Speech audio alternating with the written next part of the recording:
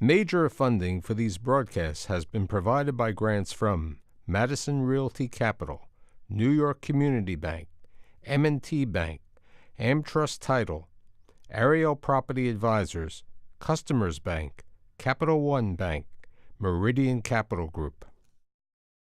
Additional funding has been provided by grants from AVR Realty Company, Bank of America Merrill Lynch, Briarwood Organization, CBRE, Citizens Bank, Colliers International NYC, Collins Building Services, CPEX Real Estate Services, Douglaston Development Levine Builders, Flushing Bank, Friedman LLP, Handler Real Estate Organization Handro Properties, Hodges Ward Elliott INC, Investors Bank, James D. Kuhn Real Estate Institute at Syracuse University, John Castamatidis Red Apple Group, Kilroy Architectural Windows, Matone Group, Mercantile Bank, Newmark Knight Frank, Optimum Window Manufacturing Corp., People's United Bank, Rockefeller Group, Rosewood Realty Group, SJP Properties, Stonehenge NYC, TD Bank, Terra CRG, the Merengoff Family Foundation, the Moynihan Organization, Moynihan Capital Partners, and these friends.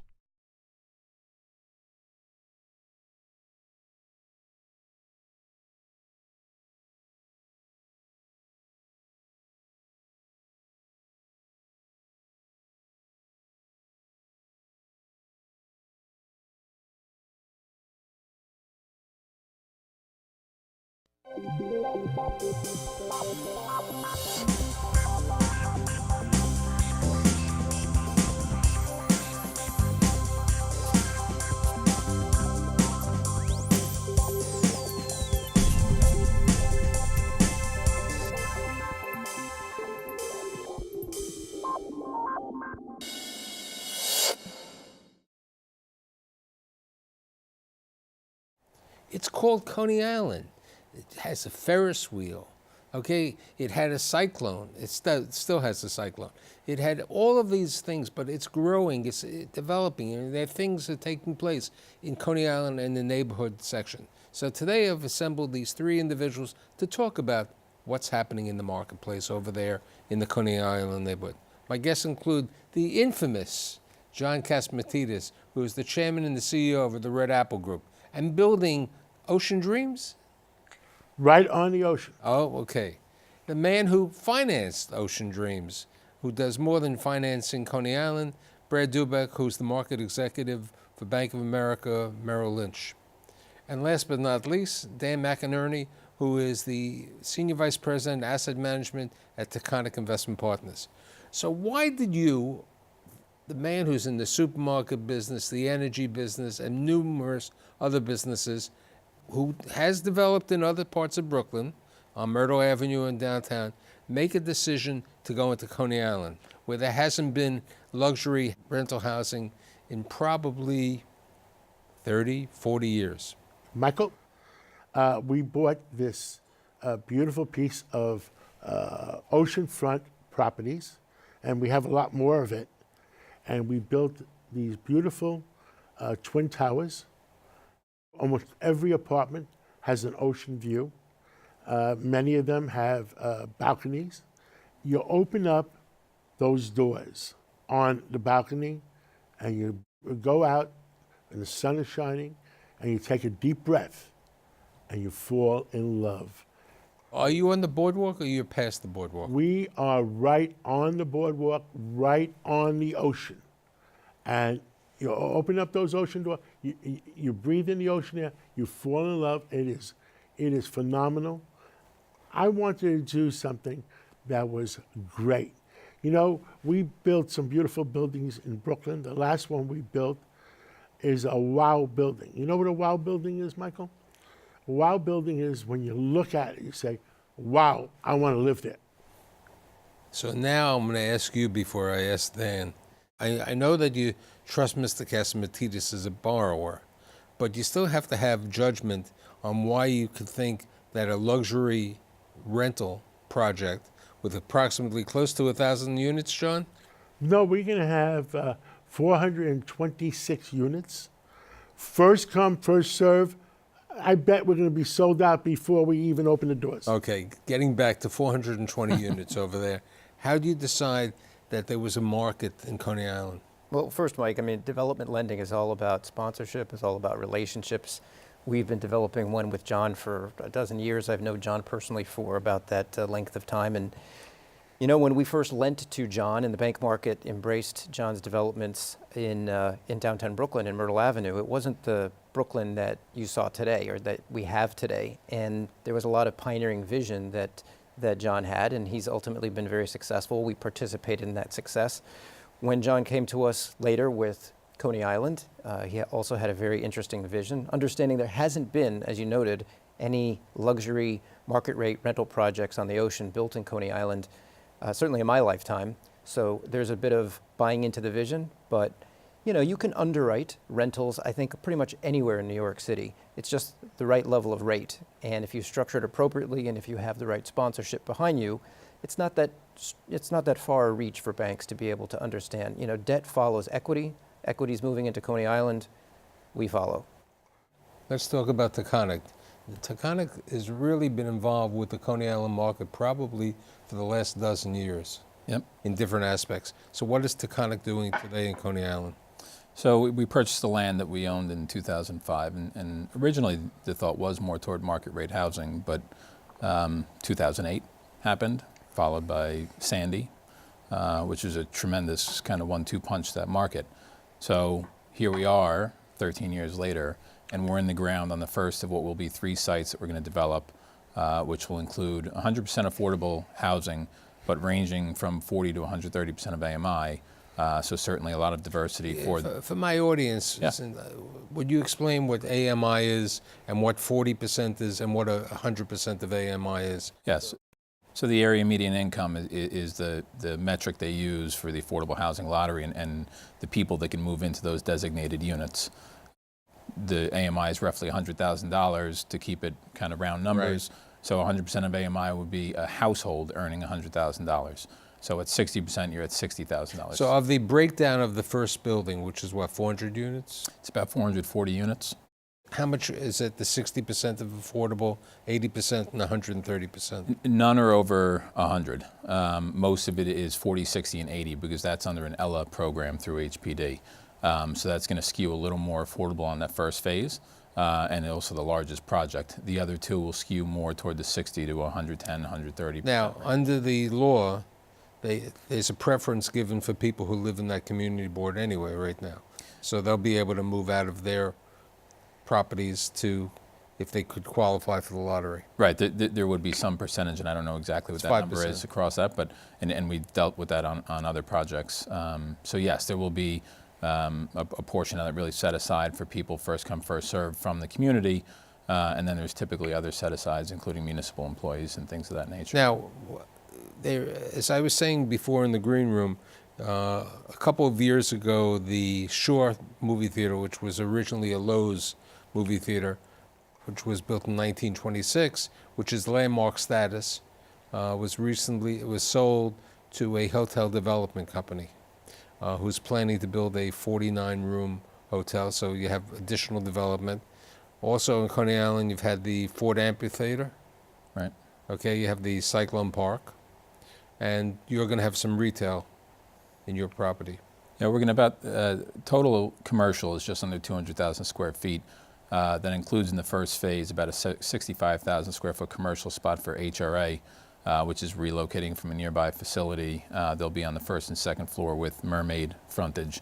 Our sites run from Surf to Mermaid from 16th to 20th Street. So they'll be in that first phase. HHC, which sits on our middle block right now, will be relocated to the third. So the phasing will be the first. Now, how far are you from the subway? About 3 blocks west. Okay. Let's talk about transportation. One of the negatives over the years for Coney Island has been the fact that it is the last stop on the train. You know, it's beautiful. There is the water. He's given us the nuances of why you want to be there. The only problem is it's probably between 45 minutes to an hour on the subway to Midtown Manhattan. So commuting-wise, it takes a little while. You have an extra commute. How are you taking care of that? Well, with us, we're 8, 9 blocks from the subway, I think, and we are getting a trolley. You know, like the San Francisco trolleys, they go back and forth, and It's going to be gonna called have the Cat's Trolley? no, we're going to have a Coney Island trolley, but we're going to charge a nickel. You know, if you live in the building, you charge a nickel. And we think it's going to be wonderful. I mean, in the summertime, you'll have a little bit of music, and it goes back and forth to the subway. And people can walk the 8, 9 blocks, or they can take the trolley. And we're also we're doing a study about creating the Coney Island ferry. You know, there's a ferry in Rockaway, and we'd love to have a ferry where it's 35, 40 minutes to Midtown Manhattan. So we're innovative. What we did in Myrtle Avenue, we talked about Myrtle Avenue before, and downtown Brooklyn, where we built 4 beautiful buildings. And the last one we built, called the Eagle. You know, the Eagle, the Eagle has landed. It's a beautiful building, and it's a wow building, where you look at it and say, wow, I want to live there. It's about attracting people. In Coney Island, we only have 426 apartments, and it's going to be first come, first serve. In a similar... And one more thing, Seagate, the gated community on our left, a lot of people live in those gated community. They want to move from a house to an apartment. They've approached us already because they're tired of living in a house, and they have the option of moving into an apartment. Right. I think a good example of what's happening also in the neighborhood is there are 2 other developments. You have Ruby Schroen, who's building near the Trump Village community, which is not too far from Ocean Parkway in the Coney Island section, and the aquarium. So that's rental housing also. That's market rate rental housing. And in Sheepshead Bay, which is the other train station over there, which is close to a 45 to an hour trip also, a joint venture of Avalon Bay is building the rental housing directly on the Sheepshead Bay train station, and Must Development is building the luxury condominiums on top of that. What's your thoughts about the condominium opportunities in Coney Island or in Sheepshead Bay? Any thoughts, Dan? I think it's probably still a little premature for that, but what I would say, kind of to go back to the point you were just making, and I think John is making, is that the critical mass is starting to really collect there. So you have a Glenwood, you have Taconic, you have John's project. That kind of critical mass really, I think, sends a level of confidence to the market, both on the equity side and the debt side, that this is real. Right. Who's providing the financing on the Taconic deal? Right now, mostly city financing. And HDC. Now, what do you see about with regard to the other opportunities? Because there are other sites. Coney Island happens to have a variety of other sites. What do you see as a possibility over there? I think there's lower barriers to entry than a lot of markets. I think there's land. You don't have to go assemble 10 occupied buildings and figure out how to manage the tenants and buyouts and everything else that goes along with that. That's a challenge. But I think one of the other things, just to go back to one thing you mentioned about transportation, because it is a challenge, I think that what you said is exactly right, and that you might be 45 minutes an hour to Midtown, but Midtown isn't the only market anymore.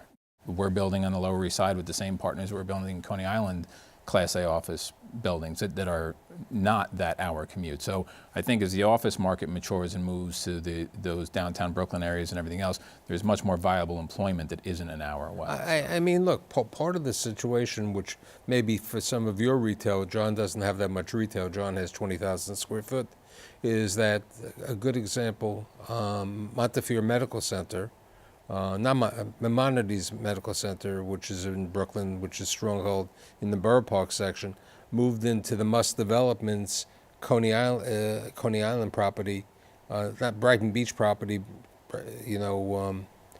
about a year and a half ago. So part of the need, because the local hospital is Coney Island Hospital, you need, for the citizens in the community, you need some medical facility. So I could see as a possibility an outpatient medical center going over there. How's your thoughts about retail in Brooklyn, Brad and Well, John? look, and Dan said it, critical mass is happening. When critical mass happens, more people come in. They need more services, whether that's grocery stores, all manner of retail, healthcare. So we only see it as positive to retail and, frankly, all of the different asset types in Coney Island as these developments get underway and start to bring more new people to the area. Since Dan was emphasizing that there is vacant land, would you entertain other developments in Coney Island? Sure, absolutely. I mean, everything's going to be looked at specifically, but it will become easier and easier for traditional banks and, frankly, everybody that participates in construction lending to underwrite these projects based on the success and the track history of what's going on right now. With regard to the construction, how expensive is it to build in Coney Island per square foot? It's a lot more expensive building on the ocean. We had to go to new standards after the hurricane, and our foundations went down, way deep. Our windows, our building is able to withstand 170-mile-an-hour winds. So we're hurricane proof. We've raised everything up. So if there is water coming in, it doesn't affect garage, doesn't affect the cars. You bring up an interesting subject with regard to the garage. In today's world of the Uberization, okay, and the fact that many people are not buying cars and they're using car sharing with zip cars and other things, how much parking was required for the two of you to build in your properties? We have parking. No, I know. Because everybody wants. If I lived on the ocean and I want to have a car, but if I took a ride someplace, I might call an Uber. Okay. So we're probably 60, plus or minus 60 spots in the first phase, which is 445 units. We have limited kind of accessory retail on Surf Avenue and then the HRA space. So if you look at 345 and 375 units with roughly the same commercial in the next two phases, you could kind of scale it appropriately because it's on a mix of the commercial and the unit count, right? The commercial square footage and unit count. So it's not particularly onerous, but I do think that there is, as much as it is changing in a lot of markets, I still think that there is a commuter audience in that market still today. I was asking John about the construction. You're very active in other construction today in the city and other places. How much more expensive is it costing to build due to the hurricane proof and the water situation, would you say? Well, I would say compared to a market rate development in Manhattan, we're still cheaper out there. But one of the benefits we have, again, is scale. So it becomes prohibitively expensive for somebody building a 4-story, 20-unit building, right? Because you can't spread those dollars. When you can spread the dollars of... How tall is your building? 15 stories. And yours, John? About 24 stories. Right, so that I would assume you're a reinforced concrete structure. We're block and plank. I would say because we're on the beach, it probably costs us $20 million more to make sure we're hurricane proof. Yeah, there's real expense. I mean, the flood proofing, the structure, the geotech work. My is question, expensive. I listened to John, and he was saying, that there'll be people from Seagate or other neighborhoods. I think one of the areas which I've addressed a number of times on the show is the fact that, with the aging seniors, which John and I are part of that group, not the two of you over there, that people want to stay in the city. And one of the big benefits, which happened in certain parts of the Rockaways, which happened in Long Beach and other markets, is people want to be near the water and they can have the convenience. It's the same ocean as we always over there. So I see a portion of these units to, for independent living households of people over 62 and over. I think that's going to be a large share. And I think that could be very beneficial because of your 130% of AMI, somebody earning over $130,000. Because that may be the difficulty. John doesn't have a problem because he's all market rate and he can make a decision. You have to live into a certain contained situation based on the apartments. Yeah, it creates challenges, but and that audience may be there, and I would say that audience probably actually runs the full gamut of our AMI set-asides. You know, you're going to have seniors that were working for the city, have lived in Coney for a long time, and don't want to leave. And I think, you know, the good thing about a project like John's alongside of ours and some of these others is you have this, you know, this spread and these opportunities for people of all walks of life from a socioeconomic standpoint to stay in their community or to relocate to that community. So I think it creates a lot of opportunity. Now, another developer in the area is Glenwood, where they're building market, I think, affordable also, on some of the former sites that you were supposed to be on. I think just south of us, yeah. Right, and then there's the Gargiulio site, I think. Yeah, a lot of these sites have been around a long time and talked about, and you're finally starting to see them come to fruition. Certainly a number of them that we're aware of, but there's still more rumblings of those other sites that have been around for a while, really actually having some legs to them right now. But and I think it's, you know, behind projects like ours and John's and Glenwood and some of those other ones that's possible. We were just talking Glenwood, which I believe is a client of the bank. You know, based on a criteria, you might have an interest, or do you want to reduce your exposure in a certain neighborhood? No, I think you know, there's plenty of runway in Coney Island for lenders to finance projects before they, you know, have concentration risk. Right. But you know, I'm not too familiar with Gary's project, but I'm sure it's something we've looked at. Now, would you look in the Sheepshead Bay and the Brighton Beach neighborhood, John? Right now, we picked Coney Island and near the gated community because it was good beachfront, right on the beach. We have additional land that we possess right now, and we could build at least 3 more buildings On the same site? near the same site. In other words, on your left and on your right, and a little bit further up. On the ocean also? On the ocean. We haven't talked to the city about it. We haven't negotiated with the city about it, but it's there. We can start building it next week if we make a deal with the city.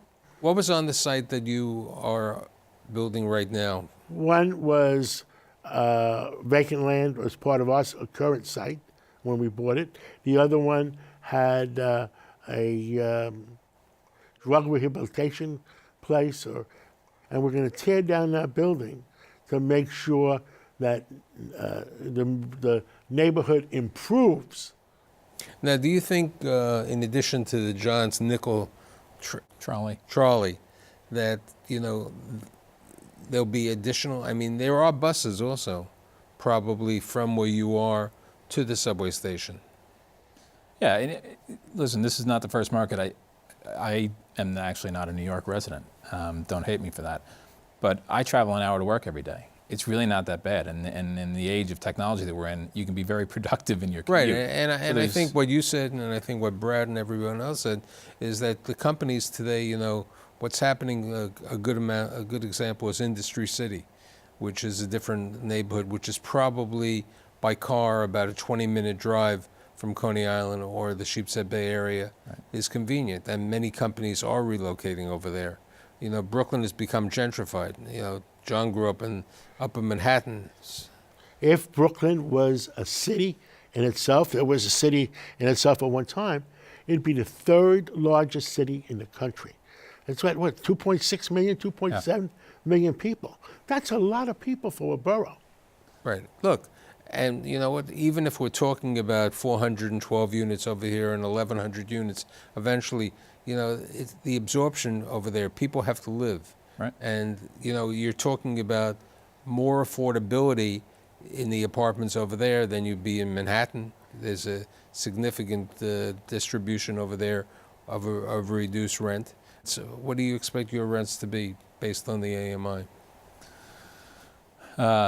From 1,000 up. So, I mean, really, maybe actually starting probably a little under that even, probably 800. Now, do you have any units reserved for 62 and over? No, not specifically at this point, but the second and third sites aren't 100% set at this point. So now, you're market rate, John, correct? We're going to be market rate. We're going to have a supermarket. We're going to have a drugstore. We're going to have a restaurant, you know, like a Pier 52 type restaurant from the old days, if you remember. We're going to have Nathan's Franks. So we're going to have extra security. We'll be patrolling it besides the New York State Police Department. They work in cooperation. We make sure our people are safe. For the community, is there adequate retail in your own? We're going to create it. No, it's pretty limited right now. I mean, there's plenty along Mermaid and Surf. There's a lot of accessory neighborhood retail. Right. There's nothing of significance there, but I really do think, it's hard to convince a retailer to go out and tell them that the residents will follow. When you start to build 2,000 to 3,000 units, the retailers will start to believe. And again, that's going to start off small and it'll build. And I think the office market follows the same model. John? As you know, we can provide our own supermarket. We could provide our own drugstore, and Nathan's Franks is there. But between a drugstore, a CVS type, and a supermarket, you can buy 90% of your needs. Right. Also, there's Fresh Direct, there's Instacart. Who's that? I don't know them. Yeah, there are all these services who Deliver. Amazon, which So I think in summation, development is taking place all over the city, and there's a reason why there's development taking place right now in the Coney Island, Sheepshead Bay, Brighton Beach neighborhoods. And I think that both Mr. Catsimatidis and Taconix developments are going to be there, and the bank is going to be in good shape for everything. I'd like to thank John, Brad, and Dan, and I'll see you next week. Thank you. Thank you.